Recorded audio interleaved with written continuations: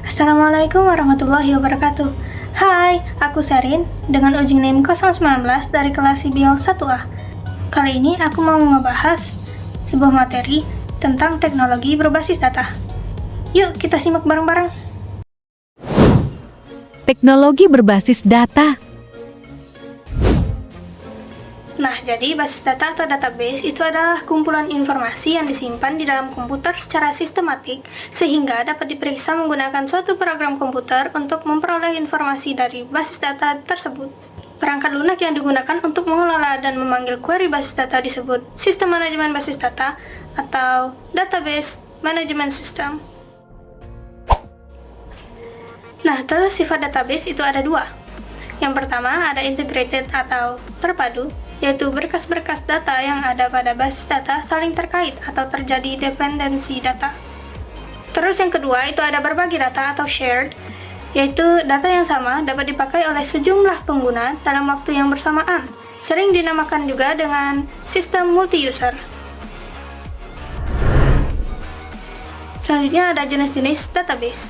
Yang pertama ada operation database, yaitu database untuk menyimpan dan mengolah data secara real-time. Terus yang kedua ada database warehouse, yaitu sistem yang biasanya digunakan untuk analisis data dalam suatu pangkalan data. Terus ada distributed database, yaitu database yang disimpan dalam lokasi fisik berbeda tetapi terdistribusi dalam satu pusat. Selanjutnya relational database.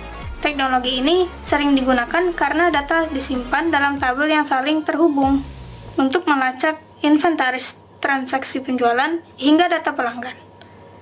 Yang terakhir ada end user database. Arti dari end user database adalah pengelolaan semua data siap pakai seperti spreadsheet atau dokumen yang langsung dikembangkan oleh pengguna akhir.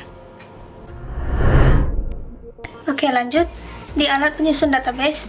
Yang pertama ada komputer atau laptop sebagai server dan klien. Terus ada pemrograman di front end seperti PHP, Java, atau Visual Basic. Terus yang ketiga ada perangkat lunak database atau di backend. Contohnya MySQL, Oracle, atau Interbase. Yang keempat ada komponen sistem dari database. Yang pertama ada field, record, table, primary key, dan foreign key. Apa aja sih fungsi dari teknologi database? Jadi fungsinya itu ada banyak. Yang pertama, bisa menghindari duplikasi data. Database dapat meminimalisir dan menghindari duplikat data yang tersimpan. Yang kedua, ada efisiensi dana. Ketika butuh basis data, hanya memerlukan satu server untuk semua kebutuhan data sehingga praktis, hemat, dan juga ekonomis. Selanjutnya, ada identifikasi data praktis. Data tersimpan dengan rapi dan mudah dalam identifikasi data sesuai kebutuhan pengguna. Terus ada akses yang mudah. Akses teknologi ini bukan hanya untuk satu pengguna saja, karena dapat digunakan untuk berbagai akses.